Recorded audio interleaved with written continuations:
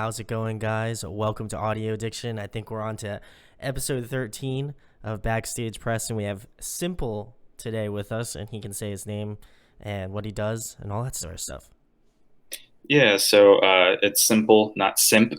I've been getting some shit for that. I don't know what a simp is, but I guess I'm simping most of the time. Uh, yeah, my real name is Anthony, and I created a company called Simpl where we help different musicians market their music because that's and kind of like my whole tagline is that making good music is hard, but marketing music should be. It's simple. And that's because I'm being very concise and real. Like I'm one of those people that, fortunately, at least, like not to like toot my own horn, I can write music decently and I can also market it. But usually, it's like either or. Like you're either really good at writing music and you can't market yourself to save your life, or you know how to market yourself and you can't write a song to save your life. But I mean, thankfully, I've been able to do both decently. But yeah, that's who I am. There we go. Well, obviously, I feel like Anthony and I. This is mainly the reason why I started this was because these. I know Anthony does a great job on Simpl, and I know that I forget who added me into the like green room, or maybe it was you. I'm not entirely sure. But I just remember I was like, this dude knows what he's talking about because I probably much like yourself, I went to marketing school. I went to business school and I got my degree in marketing. So when I see your stuff, I'm like, yeah, I know he knows what he's talking about. It's not like some like it's not some BS. I'm like, I know he's doing the workout here. So so when I originally messaged you, I was like, I gotta have him on to talk about like Simpl and all that sort of stuff. So the first thing would be, Anthony, is what you obviously said you played music and stuff like that, but what was the first like instance where you were like, I want to start Simpl, like I want to get running, like and I assume you probably had some contacts, doing maybe doing music, maybe not. So for me, I'm curious how you got started out and like why you wanted to start Simpl as to do like either marketing for bands, and I know you also manage two bands now, Letters to Part, and I think I Made Yeti, or I forget the name. Sorry, I'm guys. No, you're good. They're uh, they're called Meta Yeti. They're a really cool group of people. They're from Orlando, Florida. Both of the bands actually are that I manage are from Florida. Oddly enough, I want to get. It's probably a coincidence, but that they're both from Florida. But I want to get more Florida bands, so then someone can make a meme of Thanos with like the gauntlet and just have like like the Florida music scene. the Like, and it's just you. You're the one who's the reins, keeping the reins of the Florida scene. yeah, it's funny because I'm in California. It's like super far. Can I cuss on the show, by the way? Yeah, you can cuss. You can. I don't get paid enough by YouTube to afford to live off of this. So, That fucking blows. but the I guess the first thing, like I said to Anthony, is just like when you originally had the concept or the idea for Simpl, like was it what you originally have now, kind of, or did you have maybe a different direction for where you felt like Simpl was going to be going? Like, kind of what was like the first instance where you're just like, I want to do Simpl. Like, I want to just have this sort of like plan and stuff like that. So I'm just curious because I have no idea. So I'm not sure if you divulged this to anybody. So I'm just Yeah, curious.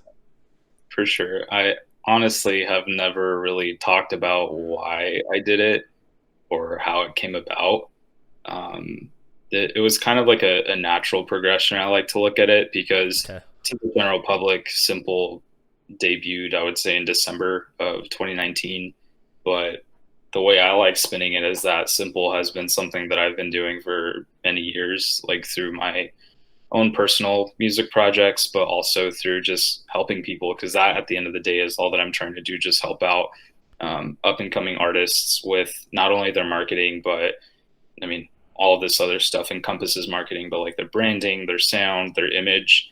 I've always been the kind of person, like, aside from music and just business in general, like just as a general friend, people have always came to me with like their problems. And I've always been able to, take a step back and say, okay, this is what is going wrong, or this is what you're doing right. So just in my personal life, whether it was in school, like even through like my family, I was always the go-to, like, hey man, like this is what I'm going through. Like, can you help me out? Like, or Yeah. what do you think? And not to say that my word is better than anyone else's, but for the most part, I take everything, like I suck it in, then I'm able to assess whatever situation I'm handed and come up with some form of actionable plan or just some form of advice to help people out. Because, like I said, like Simpl has been something that I've been doing forever.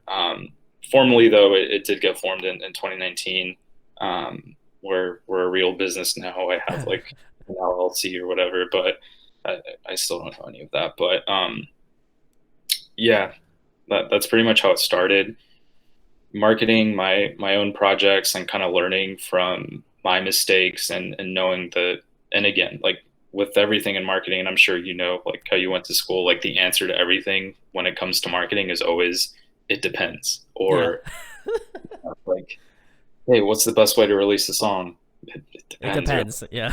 Yeah, so I feel like an asshole when I answer that, but that's literally the answer to everything. Like there is no right, or there are, I don't even like calling it like wrong things to do or right. It's more so of like these are best practices and these are things that obviously are not going to work because tried it. Like tried and true things and best practices. That's kind of the way I like laying things out. Um, and I'm not opposed to trying new things. And that again is everything you hear in marketing. Like, let's try it. If it makes sense, like why not try it? Like that's all you can really do when it comes to trying to grow a business or trying to grow a band. But yeah, so That's awesome. And like, I feel like with what you're doing and kind of what I was trying to do with this was like people that like do behind the scenes stuff that like care about the scene and obviously want to see it kind of grow and facilitate. For me is always really cool to see, people out there that are doing kind of, I mean, not maybe the same thing that I'm doing, but doing something in the same sort of genre sphere as what I'm doing of like, the whole scene is like trying to like promote bands that you want to try to help them do best. And I feel like based off of what your story, the story you told me, like I feel a lot of that sort of thing with like what I do and stuff, like where I'm trying to be like, I don't know it all either, but I'm going to try my best to give you like some good answers on like what I feel like you should do and stuff like that, as well as like, market you on here in a way to be like, what, like I feel like bands are always like, especially like larger bands, are a little bit more intimidating to like fans because they're like, oh my god, like this band, they must just like not be like normal humans and stuff. And then I'll have them on, and I'm like, they're like, oh my god, they're just like me. And I'm like, well, I mean, if you take away the whole aspect of them doing music and like playing shows and stuff, I was like,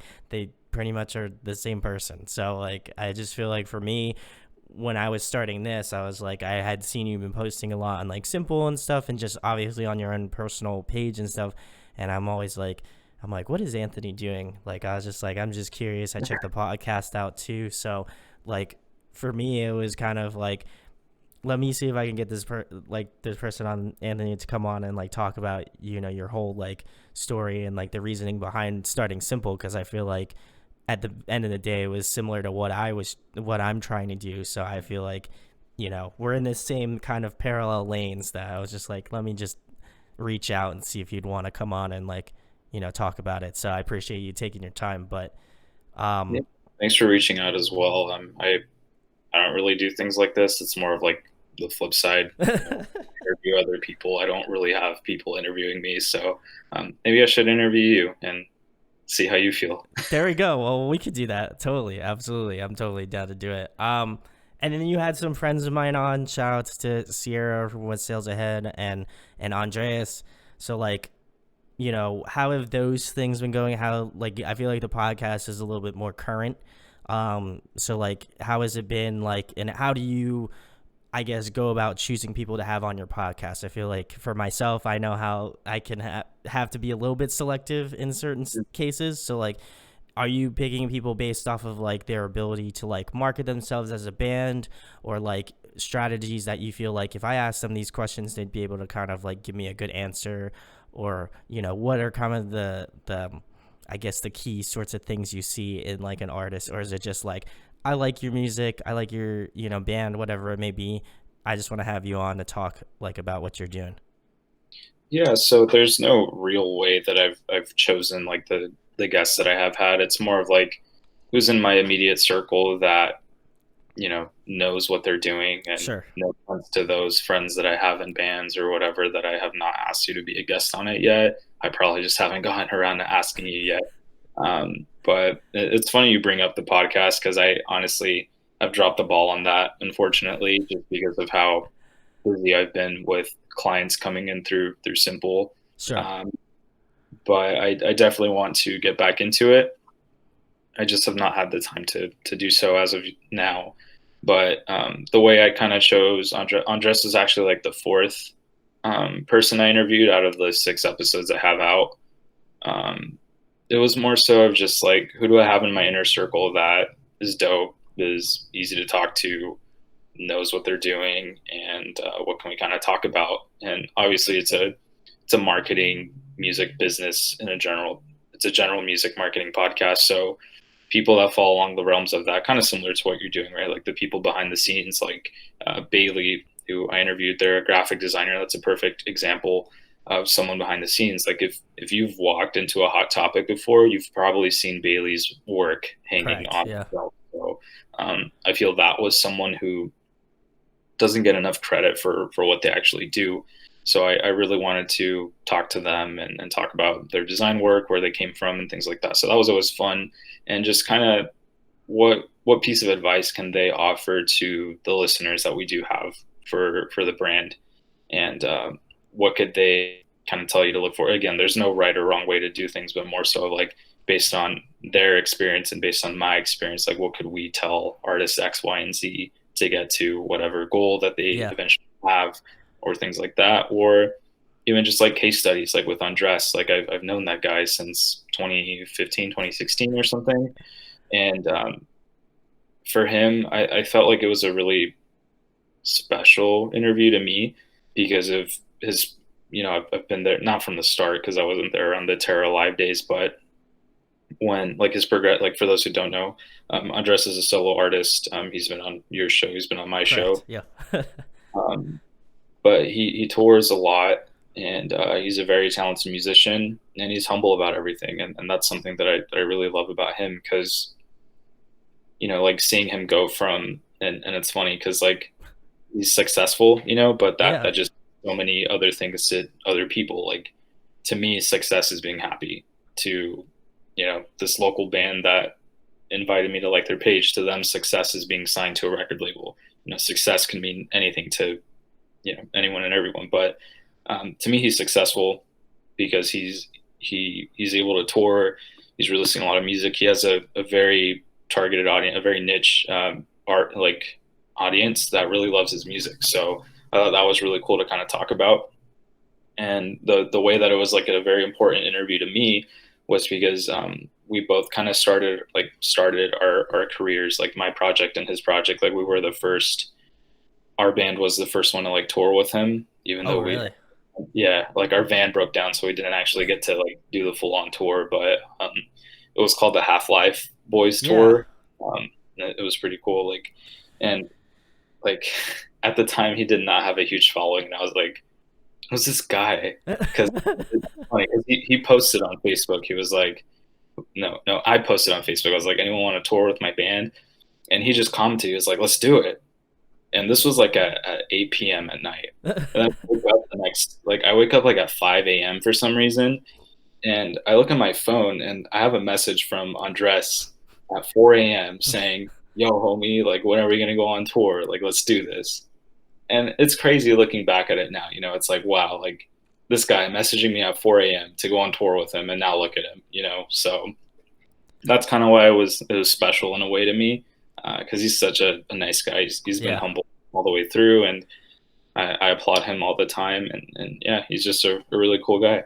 I feel like I have to offer my funny, hilarious story to that story. So I probably had interviewed him not much longer after somebody, like when he was like in the works of doing stuff, like basically when he was a nobody too. And I was just like, I don't know. Oh, I found out about them through Danny, their guitar player, and he used to be in Welcome to Limerick, and all like Anthony and like John and Skylar were all like, "Yo, you should check this guy out. He's killing it. No one knows about him. I guess like unless you live in California." And I was just like, "You should get him on the show." And I was like, "Absolutely, like, no problem." Like I didn't know any, like I had no nobody, so I was like, "Gotta get this guy on." Like, and he only had like maybe a handful of like I think he had maybe only like 3 singles up on like Bandcamp, and they were free. And I was just like, "How is this guy putting his music out for free? Like this is good stuff." Like it wasn't like it was really good stuff, and I was just like very surprised. So I remember messaging him, and we did all this stuff. We did an interview, and then I remember him telling me, he's like, "Yeah, I'm gonna go on this tour. It's called like the Half Life tour or something like that. We're getting like dates organized and stuff." And I'm like, "Oh, sick." I'm like, "Who are you guys going out with?" And I think it was Dwellings, if I'm not mistaken.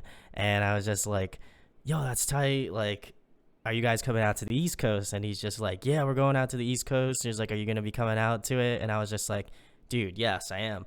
And I remember him playing in Atlantic City. I had to drive like I think like 2 hours to go see him, but I was just like, I have to see him. Like he was just so awesome, and I had one of my buddies at the time come with me, and we went to go see him, and there was like no one there. Like there was just him. There Yeah. was like the bands that were playing at the show, and that was it.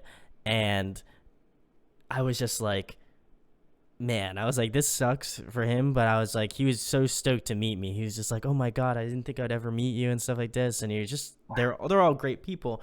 And then flash forward to like a year later, and then he's like out on tour, and he's like bigger. He's playing like Philadelphia now, and I was just like, "Dude, I'm like, you're getting a bigger following. It's awesome." And he's just like, "Yeah, I think because you posted that like album review and no one like knew about me, you like shared it all over the place, and like people were like hitting me up about stuff." And then just which each year that I've like seen him grow, because I started around that time like with audio addiction. That was like 2015, 2016.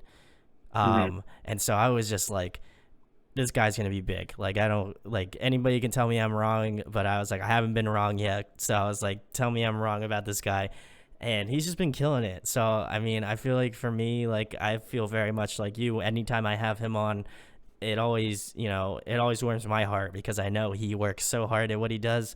Oh, And yeah. like it's cool to see him like get bigger and bigger because I feel like he deserves to be up there with like some of the larger bands. Like I know obviously he's done some stuff with like I assume that people that like DGD kind of are affiliated with like what he likes, but um I just feel like his growth as an artist has been fantastic, and I'm glad you also like got him on and we're talking to him because I feel like he deserves every ounce of credit he gets because he's just awesome. He's just a great person and he's a great musician, so it's such a great team, good combo Yeah. of things.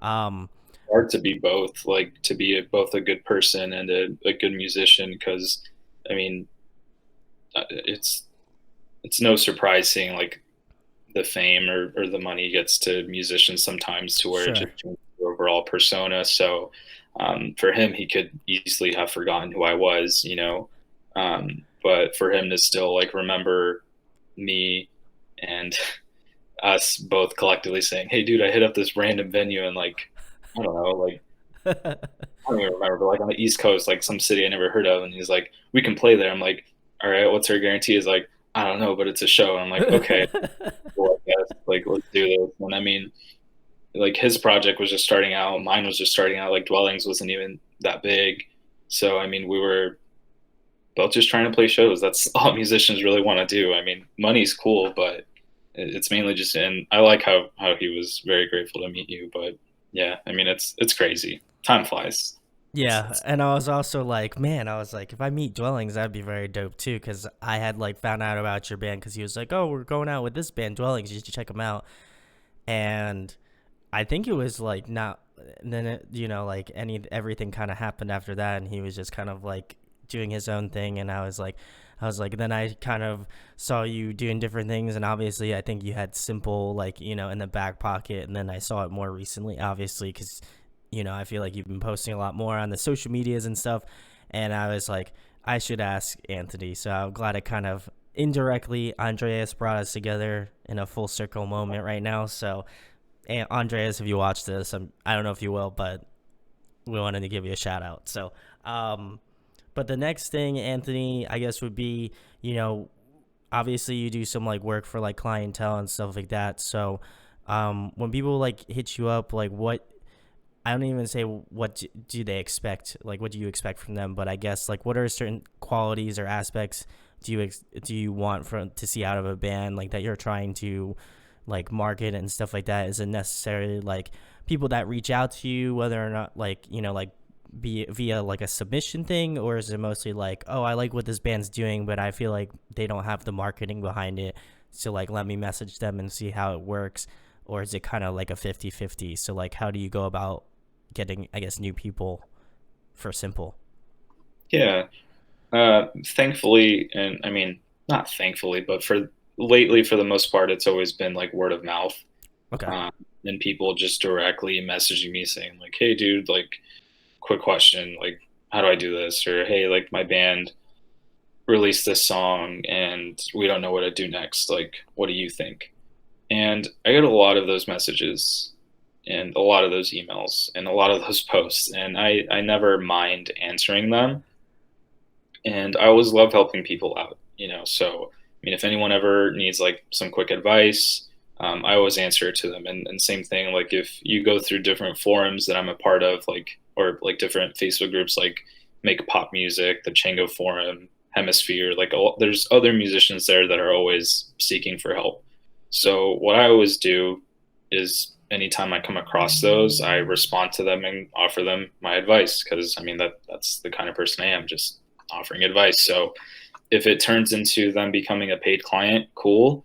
But that's not what I'm seeking out to do Sure. 90% of the time. It's more of just like, hey, I've been through that. I've been that starving artist. I've been fucked over by a record label. I've been fucked over by a booking agent or whatever. You know, like I don't want you to go through the same thing. Sure. So as much help as I can give back, you know, like, and I'm that sounds so weird to say because it's like I'm retired.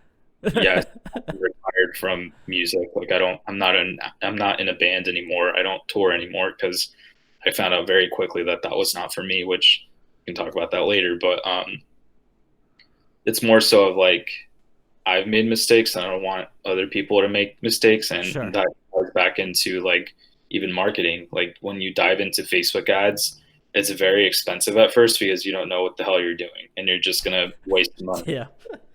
So to make you not waste money, you can hire me to help you run your ads. But again, that's not the goal is not to make a quick buck off of every band either.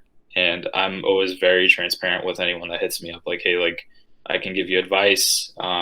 Here it is. And if they're like, well, how do we work with you, or how can you manage us? Because you know, like management isn't my first thing. Like it kind of just naturally Sure. happened because it was like a relationship that I developed with I Met a Yeti and then Letters to Part, and they're both really great people. So it then turned into more of a management relationship rather than, hey, let me hire you to do this. It's more like, okay, like how can we work together to help grow my brand and also your guys' project ultimately. Sure. Yeah.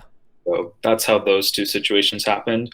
But for the most part, I am pretty active on who I do gone as a client for marketing, because you think of it this way, and again, this isn't digging at anyone. Like no one has done this yet, but if someone emails me and they're like, "Hey, dude, like I have $1,000 to spend on marketing, right? How do I spend it, or can you help me?" And like I've gotten those messages before. Anyone else, like whether it's like a PR company or a different marketing company, the first thing they would say is, "Yeah, so like here are my prices, blah blah blah. This is how it goes," without even listening to the music.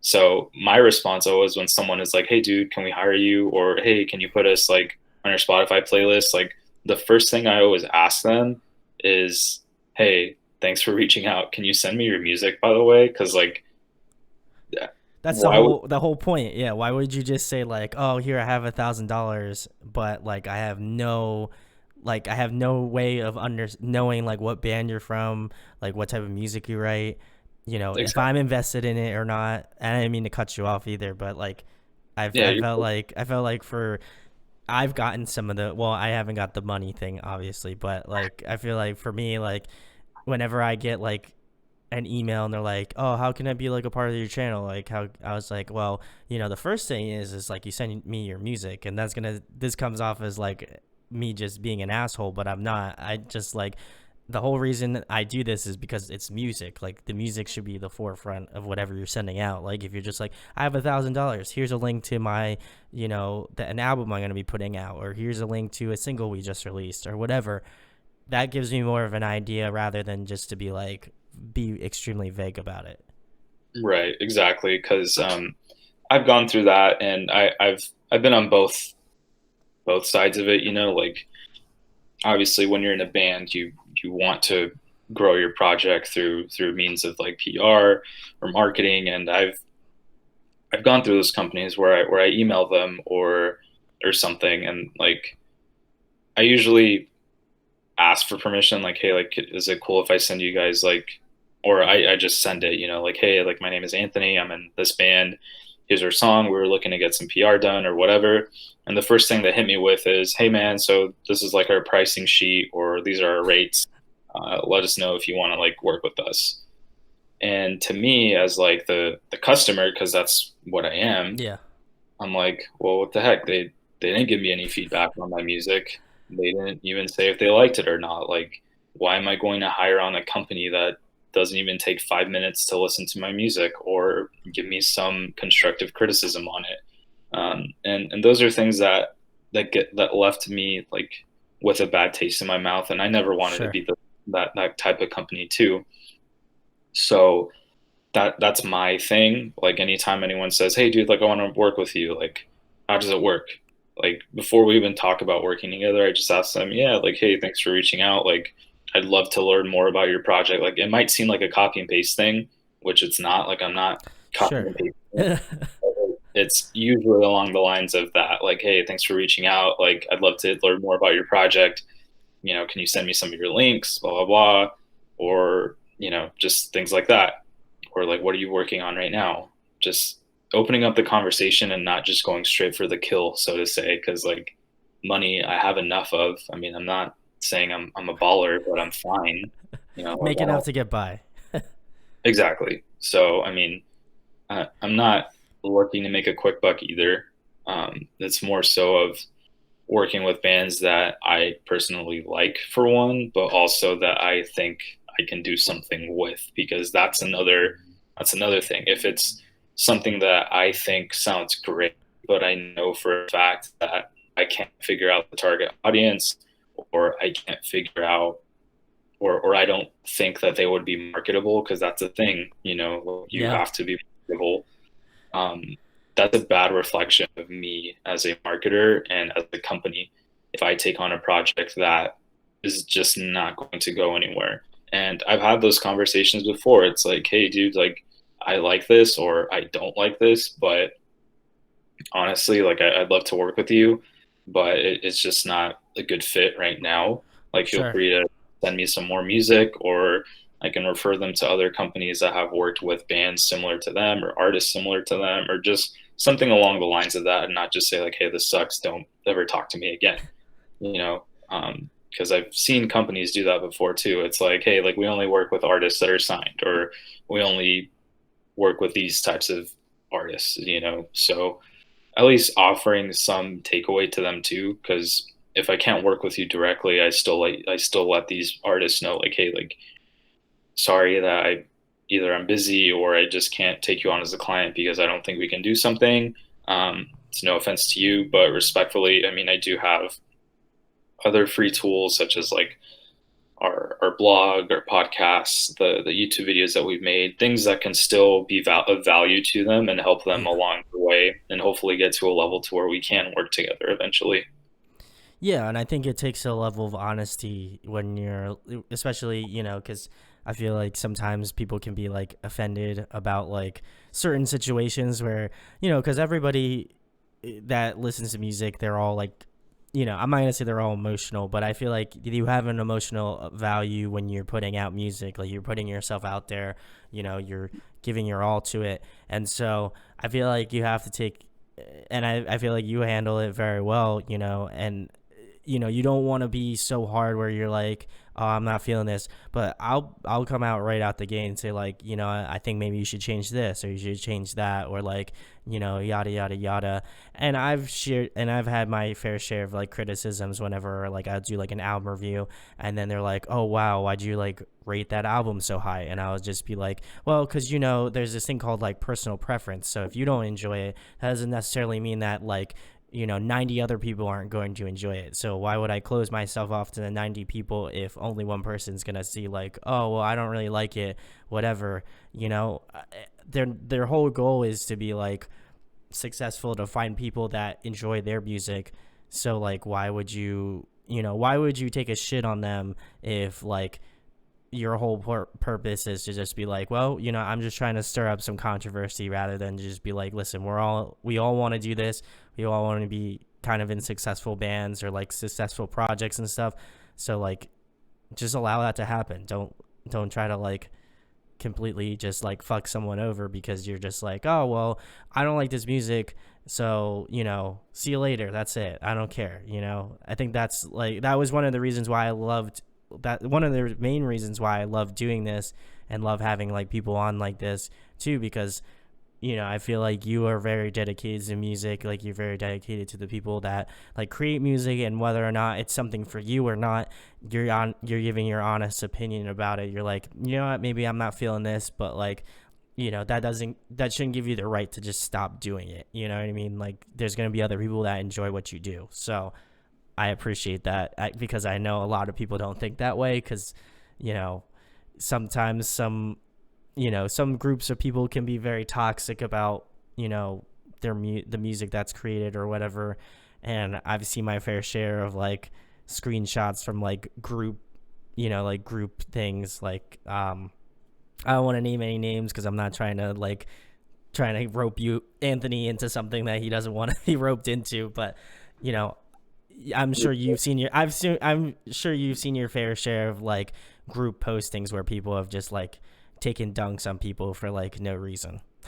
Yeah, I mean, I'll call him out. Swan posting. I was gonna say, I didn't want to say anything. I didn't want to, like I said, I didn't want to incriminate you just in case you were, just in case you had any issues about it. I don't care. Never said anything about me, and it's nothing against them directly. It's just Sure, yeah, outside of same. music, outside of Facebook groups. It's like people are entitled to have their own opinions on things, but Sure. at the same time, if I don't agree with your opinion, there, and that's the thing about having control over your emotions. Because if I don't agree with someone, in my mind, I'm just thinking, wow, what a fucking idiot, or wow, dude, you're so So stupid. true. Like, but I'm not saying that to Yeah, you. of I'm not, course, yeah. like, I'm not gonna call you out on it because that's your opinion. If you don't agree with me, that's fine. That's We'll fine, agree to yeah. disagree. But again, there is a fair share of keyboard warriors, or just people that just want to pick a fight because they're bored, and it happens. Like, outside of music, it's whatever. Like, whether it's politics, whether it's music, whether it's even video games or just movies. Like, oh, that actor sucks. No, dude, he's great. Like, okay, you can discuss it, but when it's like you're attacking that person and you don't even know them, because it kind of goes back to what we were talking about earlier. Like, these people are people. Like, Yeah. they're real. Like, they have feelings, they have emotions, they have relationships, they cheat on people, they get divorced. Like, that's their real life. But when they're put on a spotlight, we just want to judge them, or we just want to poke fun at them because we've probably gone through the same things, and that's how we express ourselves, or that's how we're afraid to admit. Like, for example, if like an artist is having an affair and I'm poking fun at them, it's probably because I have some feeling towards that, or maybe I had an affair myself, to where it's like, yeah, like, that's my way of coping with it. Like, Yeah. it kind of funny seeing things like that, like just the way people operate. And I mean, I'm not a psychologist or anything, but as you've probably learned in school and in business, like, a lot of what has to do with marketing is just understanding people's emotions and how you can get to them, because that's all marketing is, just understanding how people work and how they operate. And yeah, I mean, again, nothing against swan posting, but well, Y'all are there weird. there are some people in there that are a little bit we'll just say aggressive. I'm gonna just leave it at that. So if you Yeah. know, you know. If you don't know, you can go find out about it. So In the group, like, I'm not gonna lie, it's, and I mean, on the subject of it, like, swan posting is honestly one of the things, or one of many tools that I use to grow various different projects and brands. Because, like, and this is something, like, if a band has worked with me, you know, I've preached about this before, but how you have to create a personality, or like people mostly care about, you know, like people care about people, like that. That's simple as yeah. that. Because if you think about it, like, outside of music, what do people entertain themselves with? They watch vloggers, they watch gamers. Like, that's all people, you know. Yeah. So if you can create a persona, like, I'm pretty sarcastic in real life, and 2015 to 2017, and even a little bit of 20, basically throughout, when I was trying to market dwellings, like, what I did was I created this persona to where I was an approachable, funny guy. I was making memes. I was talking to a lot of people, like, not just one posting, but just everywhere. Like, I was in a lot of different Facebook fan groups, and just commenting and making posts that went viral or just got a lot of engagement on it. And then that led to people clicking on my profile and saying, all right, who the hell is this Anthony guy? And then they see that I'm in a band, and they're like, oh, he's in a band, whatever. And then, like, a couple months later, they see me consistently posting or commenting on things, and then they reply back to me, and we, like, whether it's something we agreed on or disagreed on, like, that familiarity, they know who I am, they know my name. So when they click on my profile enough times, or feel incentivized, like, hey, this guy's kind of funny, or hey, this guy's fucking annoying, let me add him, whatever. Um, it then turned into being a promotional tool for the band. And then people started associating the band with, you know, the name. And that's something that has worked with multiple different projects that I've helped out with hmm growing. Like, the first thing, what I do when I take on a client is like, okay, give me a list of 5 bands that you feel best represents your sound. Um, Usually I work with the DGD bands, but let's just say it's like Asking Alexandria, Black Veil Brides, Pierce the Veil, whatever. Yeah. So I tell them, okay, go on Facebook, search for any fan groups about these target bands, and join them. And I want you to get involved in these groups, whether it's the inside jokes that they do, whether it's just talking how the, or interacting how the other group members interact, like, hmm get to know who they are. Because for one, that just helps you out to how you should talk to your audience, but it'll also be a promotional tool. Because if you become famous in that group, or if you become a regular commenter, and, you know, like, let's just say the group has 20,000 people, and you make a funny post, and that gets like 500 likes, a bunch of comments or whatever, all those people are going to want to know who you are because you're so damn funny. That's true. Yeah, and when they click on you, they're going to see that you're in a band, and they're going to say, oh, cool, this guy's funny and he's in a band, let me check it out, you know. So it's a psychological thing. Like, you're not shoving your band down people's throats, you're just trying to be funny, trying to be a meme lord, whatever. You're just having fun. You're using social media for what it's intended to be used for, which is interacting with people, meeting new people. And I mean, Facebook said it best. I mean, like, if you turn on the TV, you see a commercial of Facebook groups, like, use them. True. That's why Yeah. that's like a huge focus for them. And if you're active in them, like, there's just nothing but benefits out of it. Like, if you're not growing the band or your project, you're at least growing your personal image, which I get memories all the time on, like, different posts that I would do, because it would be posts in the group and they would add me, or I would make a funny post in my personal one and then share it in the group and just say, hey, like, here's what I posted. What do you think, or whatever. Like, I think one post that got like 40 shares. I mean, and that's not a lot, but for That's that, pretty decent. Yeah. that's pretty decent, especially because I know who I'm trying to target. Like, all 40 of those people were in this In this Swan, group. Yeah. in this group, or in that demographic. So the post was stupid. It was like, if I don't even remember it. Uh, okay, here it is. It was like, you know how like girls do their makeup and it's called like Uh, highlight or whatever. I think I put like, if she blinds you with her highlight, she's the one, bro. Like something stupid that doesn't even have to do with like music. It's just like the majority of that demographic is women, and sometimes dudes find that funny too. So I thought that was funny, and I just came up with that, and I was like, okay, this is something relatable because most of these girls wear makeup or whatever. So why not make a post like that? Like it'll catch their attention. And naturally, they'll check out my profile. Naturally, they'll check out my band. And there, I just made a fan, Boom. just making some stupid ass post.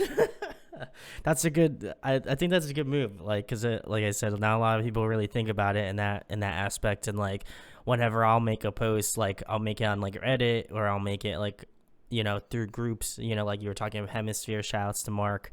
Like your group, stuff like that. Whenever I make a post or something, I'm just like, I want people to come here to get like interviews, but then also at the same time, I'm like, well, they could check out my YouTube channel because they're like, well, who the fuck's this dude that's like posting YouTube videos? Like, how many subscribers does he have? Like 100 subs? And then he goes to check, then they go to check, and they're like, holy shit, he's got like, a couple thousand, and he's got a decent amount of views. And it's not just like, oh, it's not just local bands. He's doing like sign bands, and he's also doing local bands and all this stuff. So there's kind of like a mix.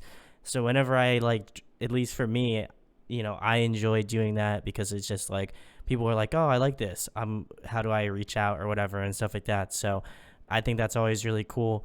But I do want to get your take on one thing. How do you feel about people who just like randomly Facebook add you and then send you like an invite immediately, like, to their like band page? Because I have strong opinions about it, which I'll say now just so you don't seem like you get steamrolled. But my thought about it, because I think I made like a Facebook live video on my personal page about it like a while ago, but I remember I had like made a post in like a group chat, like not a group chat, but like a group forum or whatever. And all I remember was like, I had people just like send me, like add me and then just send me band likes. And I'm just like, okay, that's cool and all. Like, I'll go check your band out. But I'm just like, the people that I had on that I wanted to have on were people that were just like, hey man, I added you. My name's XYZ. I play for this XYZ band. We were kind of like this. Let me know what's the best way to reach out. I sent you a band invite. Like, if you want to like it, check it out. That'd be great. And then just best practices to reach out to you. That's awesome. Like, I feel like that's, if anything, that's like top tier. That's what I hope I get, which is usually not the case. So I'm just curious what you think about it, because I feel like you might have similar opinions on it, but I'm just curious. Yeah, man, it's interesting. Like, I have my phone pulled up. I don't know if you guys can see it. These are all the Yeah. invites. This is what I think about them. I call it Facebook purgatory, and that's what I call when I have like probably 70 so requests, like from like year when I like first started out audio addiction all the way up to like last week or like a couple days ago. So Dude, it's crazy because like I get so many invites to where it like breaks the invites thing. I don't even know if you could see it's it. It's not completely white now. So like it. it broke my It computer. literally says, it literally says there was an error fetching all of this data, because of the amount of invites that I get. Um, I mean, some people might think that's mean to where I'm just declining it, or they're like, why don't you just click like instead of decline? But at the end of the day, I'm saving you the trouble and the money because, I mean, I could go on a whole tangent on it, but You can. I don't care. We have all the time in the world, Anthony. Well, as so much time as you want to give. That's pretty good. So basically, think of it this way: that I always like to, even like earlier, like putting yourself in the listener's shoes, yeah, or in this case, the Facebook user's shoes. If I on my Facebook right now, like you can see how many pages you like. So if I go on Facebook, click on my profile, and then look at my public details, I can see that I have liked 1,000 pages, right, of different things spanning sure. from TV shows, apps, video games, whatever. Or actually, no, 2,400. 2,408 things I have liked, right? If I accept your like, right, you're going to add to that number. I have 4,000 friends on Facebook as well, 4,153. Ask me how many of these pages or friends that I see on my newsfeed. Not that Not that much. many. Yeah, I was gonna say that. Exactly. And this is because imagine if I liked, since I have that amount of people and pages on my Facebook, it would be very, very, very annoying going on Facebook and then I just see a bunch of random crap that I don't care about. So the way Facebook fixed this is that they have something called an algorithm in place, which this might seem very elementary to some people, but I mean, like we've heard about it, like oh, Facebook's algorithm is making my reach go down, or the algorithm, blah blah. Like, I hate people abusing of that word and saying that it's like a bad thing. It's not, because if you use it effectively, it can help you very Yeah, much so. So basically, the algorithm works is that it shows you things based off of your engagement, which engagement is how many times you like something, comment on something, sure. Yeah, share, or pretty much anything, like anything that you engage with. It shows you the pages and the people and the groups that are most relevant to you as a user. So if I like your page, what Facebook does is that it tests me, right? So a couple hours later, or even that next day, like let's just use some made up name, or I'll just use Asking Alexandria because everyone hates them. Let's say I like Alexandria's page. 3 hours later, I'm going to see a post by Asking Alexandria. If I just scroll past it, which that could happen because I'm walking, or because I set my phone down, or I'm just like I'm scrolling, and let's say I pause on an Asking Alexandria post, or someone calls my name and I look the other way and I'm still scrolling, because we all do that. Like when we're yeah, just scrolling mindlessly on the news feed, yeah. um, I'm going to skip past that. Facebook remembers that. They remember that, hey, like Facebook, they're like how they always say, like my FBI agent watching me, my watching me. He's like, yo, what the fuck? Like Anthony just liked this page, and And he you just, completely scroll oh past it. yeah, like what's going on, you know? So my Facebook agent, what he's gonna do is like, okay, I guess Anthony doesn't like this. We'll try again next week. So for that whole week, I'm not gonna see anything about Asking Alexandria. What When I do see another Asking Alexandria post, and if I happen to do the same thing, which more than likely that's probably going to happen, because when I go on Yeah, Facebook, I'm not actively trying to listen to music, or listen to bands. I'm on there to see what my friends and family are up to. If I want to listen to music, I'm going to open up Spotify, or I'm going to open up whatever. yeah, But that doesn't mean that I'm not going to pay attention to it if it's a band that I care about.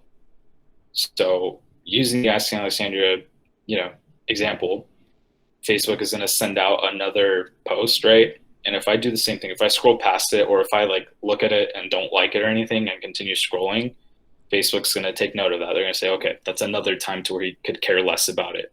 So I'm going to show him this other stuff from his friend or from his mom, because he likes all of his mom's stuff or likes all of his yeah. stuff. I'm going to show him more of that rather than, this new page that he liked. So that is why I don't like the pages. I'd rather just decline them. And even so, like, even if I like a page, I'm probably going to forget about it if it's a band I've never heard of. Sure. Yeah, But that's essentially how the algorithm works in a nutshell. Like, if you just accept the invites to all of them, or if you're a musician and you think that's promoting your music, that's actually hurting it. Because then on the flip side, that was the listener experience. For me as a band, let's say I invited my entire friends list. I got 1,000 Facebook page likes. When I post something, it's going to show it to all of these 1,000 people, because cool, you got a bunch of likes. Let's show it to them.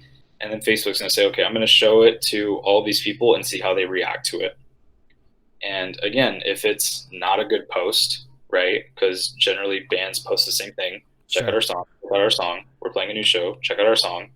I'm We not just going to released care. an album. Yeah, we just released an EP. We just whatever. Yeah, I know what you're talking about. Yeah. Basically, that's all they ever post. Um, Out of those 1,000 people, if only 20 of them liked it, Facebook's going to say, okay, less than 5% of their following actually engaged with their posts. We're just not going to show it to all these other people. We're just going to show it to these 5 people or these 20 people that liked it, because that was your one shot and you fucked it up by posting something stupid. Yeah, well, that's, yeah, 100% true. It's, yeah, well, I see it all the time. Like, I'll see, like I said, as I showed, well, as you showed, like you had a bunch of, friend invites and stuff like that.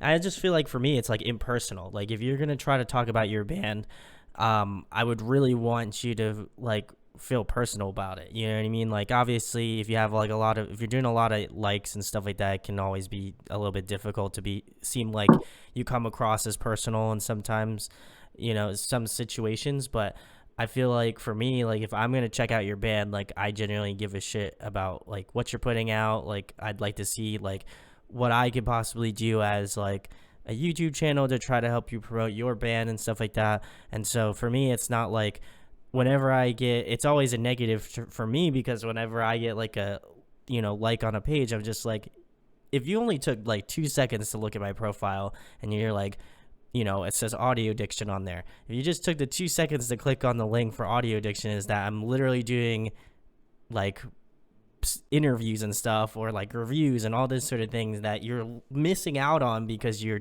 clearly just about getting however many likes you want on your like local band page. And that's fine.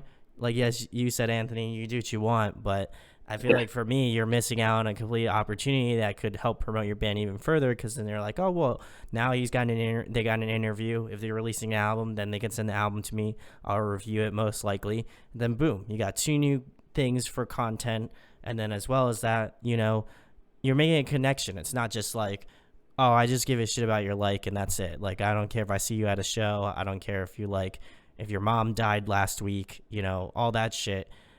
And that kind of frustrates me how impersonal it is. Yeah, which I mean that like we're so I mean the saying goes like, fast money, fast cars, or like we want everything like super quick. Sure, yeah. So at the end of the day, like we're so caught up in the numbers game. How many likes do you have? How many streams did my song get? Or how many Spotify playlists did we get on? There's a lot more to just that, because if we kind of think about it, like even using you as an example, if I'm a band and I want you to review my upcoming record or something, if I just spam you, like invite you to like my page, like I added you and then invited you to like my page, that is going to give you a bad perception of me and my project. But if I take a more personal approach, like I add you and then, like I saw you post something funny, I like it, I comment on it, like, yo, dude, this is hilarious. Or we talk about things that normal people would talk about, because it's funny. Like I was talking earlier to this band that I'm working with, like we as musicians and just anyone who works in the industry, like we're so selfish in the way that we kind of forget about what Facebook is really intended for. Like it's not a place to promote your project. Like yeah, like you're free to promote whatever you want, but at the end of the day, it's to connect with your family, connect with your friends. Yeah. So lead with that, and then the rest will come naturally. So like for example, like if I'm trying to get the attention of you, I'm gonna, comment on your stuff before doing the ask. Usually bands do the opposite. They just go straight for the ask, because if they ask 5,000 people, like, hey, like my page, and 1,000 people do it, within like a week, that to them is success. But if you take the time, like even like how I was like hustling groups, like, hey Yeah. dude, I'm funny, or like, hey dude, like responding to your like comments or whatever post it, or like even starting conversations, like that goes back to the whole, joining a fan group and striking conversation in there. And like I literally give a list to the bands that I work with, like ask them what their favorite song from this band is, ask them what their favorite record is, or if they've had multiple vocalists, like which one is your favorite. Like start conversations about things that you guys relate to, even if it is music or if it's not, and then the rest will come naturally, because they'll be like, oh, this guy's super cool, like who is he, let me see what he does. where does he live? Like as creepy as that sounds, but like people are Yeah. curious, people like we want to know more. people always want to search out more information. So, I'm very curious what type what type of people I'm gonna get now when this video goes live, and they're gonna be like, "So where do you live, Brandon? Where do you?" So I'm just joking. Please, I mean, if you do ask, like, I'll give you the actual answer, but it's not gonna be in a comment. I'll DM you. uh, Video box so you can send me. the DM box is gonna be full. But the next thing, Anthony, I've been asking some band questions while doing these interviews, so I feel like I'd have to ask you some of them. Obviously, you mentioned Spotify earlier, so what are some bands that you jam, whether it be like the bands that you manage or just like bands in general that just you've been enjoying recently? Um, that's a tough one to be honest, and like it's even that generic answer. I think I saw a TikTok, and yes, I am on TikTok.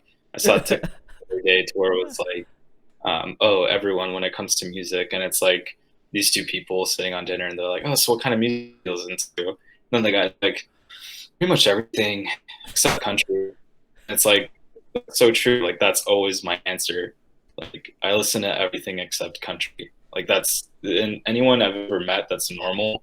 That's always their answer too. That's Like I yeah, listen, that's my answer yeah, too. because I mean, it's true. Like whatever, but yeah, I don't know. Like I recently, hopefully I don't get shit for this, but I recently like I was always super against the whole emo rap, sad trap thing. But I started. I don't want to say I like it yet, but I started listening to them just to see what the hype was about. Yeah, sure. And a big part of that was because Simpl curates some Spotify playlists, and it was a lot of just like like the post-hardcore, metalcore, emo, blah blah blah. Yeah, yeah. I started branching out into like making a pop playlist, and then I know emo rap is really big, and I actually did take on a client that is along that realm as well. So I did want to get more invested in the genre because that, and again, it happens. Like I do get hit up a lot by different artists, and it's like, oh, well, I don't really listen to this kind of music. Like, and I listen to it, I'm like, okay, this is cool, and it's not a bias, or it's not like I'm forcing myself to like their music because I'm gonna get paid for it, but it's more of like, wow, I've never really given the time of day to listen to this genre because it's like, listen to Lil Peep, dude, listen to Lil Peep. I'm like, dude, I don't want to listen to Lil Peep because you guys are telling me to. But then it's like, hey, dude, like if there's an interesting story behind it, and I'm like, like hey, like I'm whatever artist, like I want to work with you. Like, what do you think of this?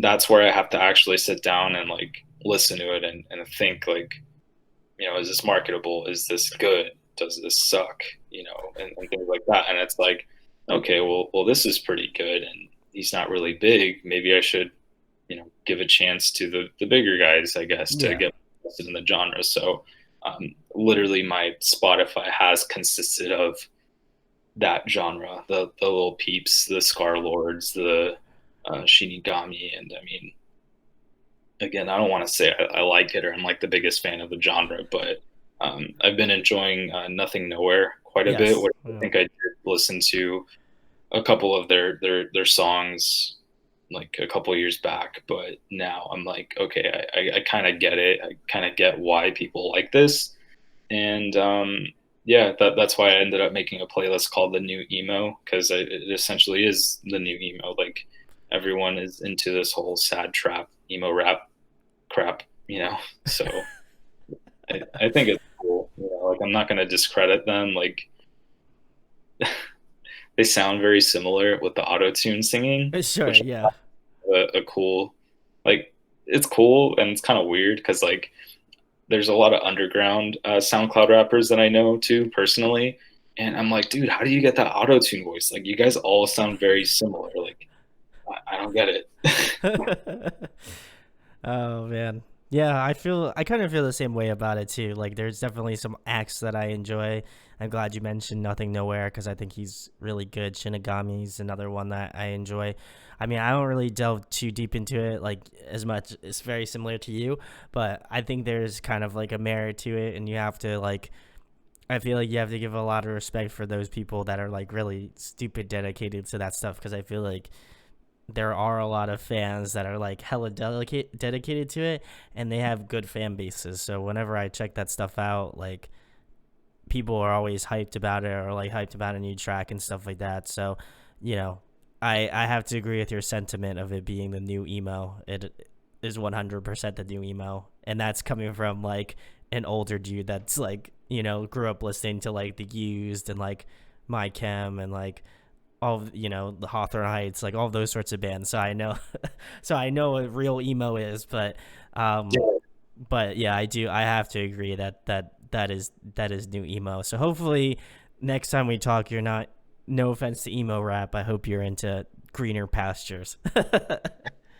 Yeah. Next time we talk, I'm gonna have like a 69 up Yeah, here you're and gonna have a tattoo, face little tat. You're gonna beard. have a drip. You're gonna have a you're gonna have a teardrop. Oh man, I hope not. I'd be very worried about you, Anthony. If that's what happened last time. If that happens, I'm definitely going through something. The next day, Anthony, another band related question. If you were to compile a dream tour lineup, who would you want to have on it? Like if it was the Simpl tour, who would be on it? Um, hmm, I don't know. You brought up emo, so now I'm like taking it back. I'd probably do the Used, and there was this band called Dear Whoever that I was like really obsessed with in high school. They were like a MySpace band. Um, Ivory Line, like I'm just naming emo bands at this point. Emery and Under Oath.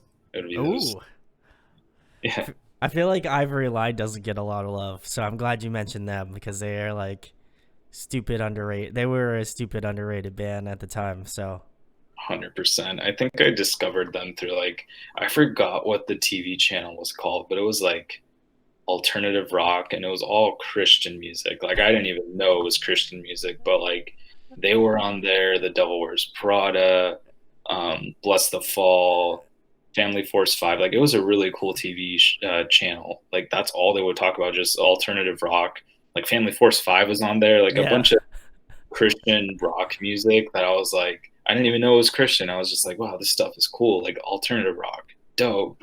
And then I looked them up on like I went to like Google them and it was like, yeah, Christian rock. And I was like, oh, okay. I mean, not religious, but whatever.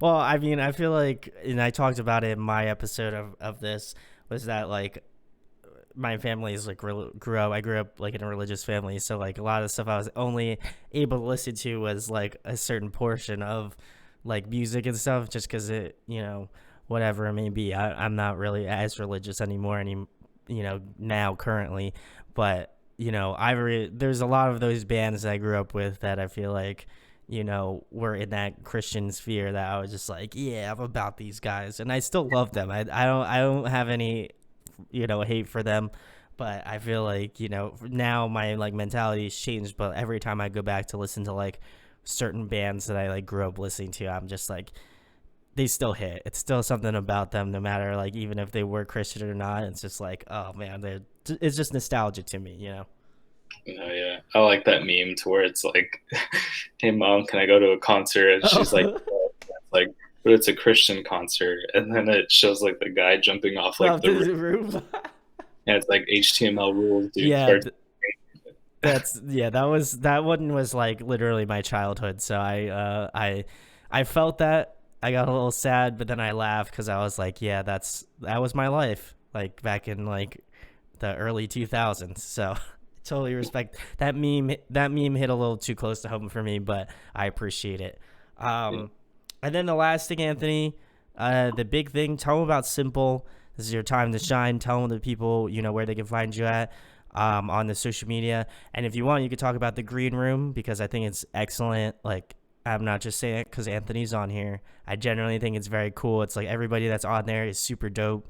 They're all about like the collective, music, and enjoying it, and like it's not about like just being like, yeah, here's my band, check it out. Like it's just like it's a very cool group of people.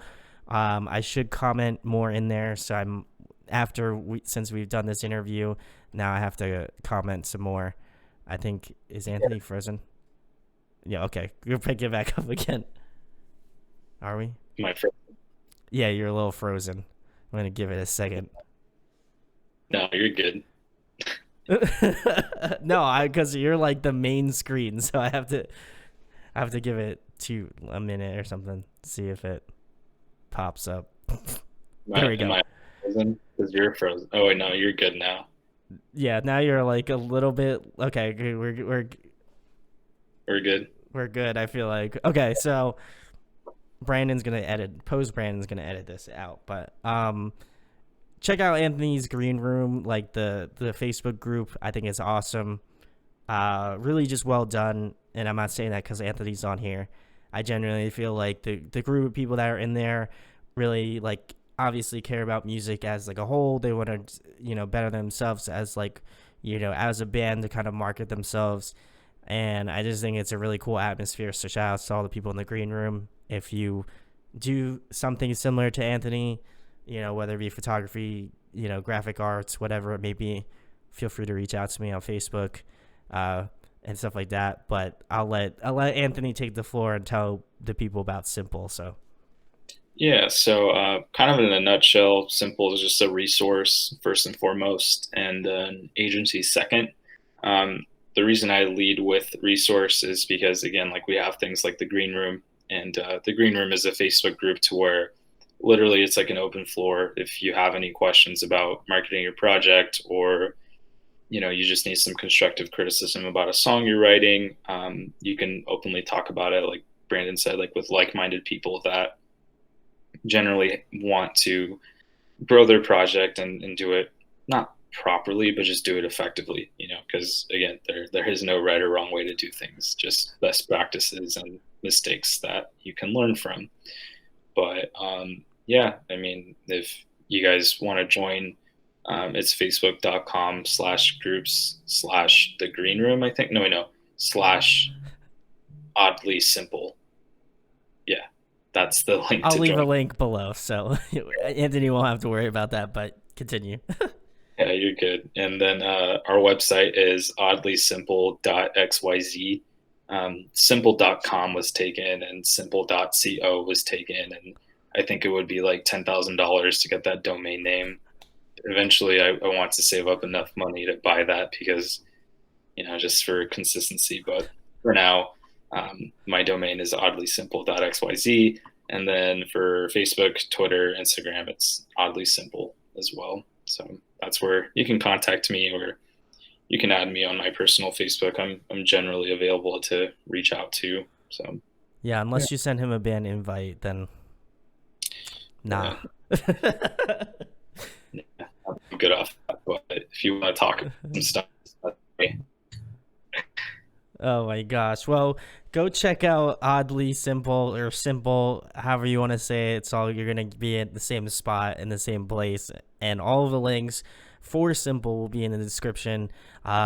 Seriously, Anthony is doing the Lord's work out here, so I feel like I had to get him on to talk about Simple. What he does.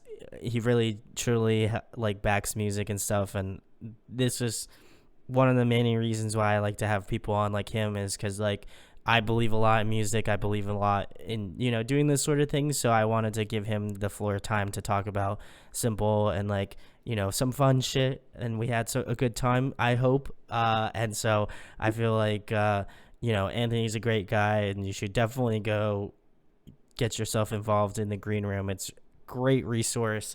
And you could probably do some really great stuff if you're in a band and you want to learn how to just market yourself better. Great opportunity to start there. So if you enjoy that, go check it out. And if you enjoy this interview, share, like, and subscribe. As I mentioned before, if you want to come on and you do like more behind the scenes work in the music industry, feel free to email me or DM me on social media. I almost always answer it, and if not, I'll definitely leave you on red and then answer it later. So go do that. And thanks, of course, to Anthony from Simpl for coming on today.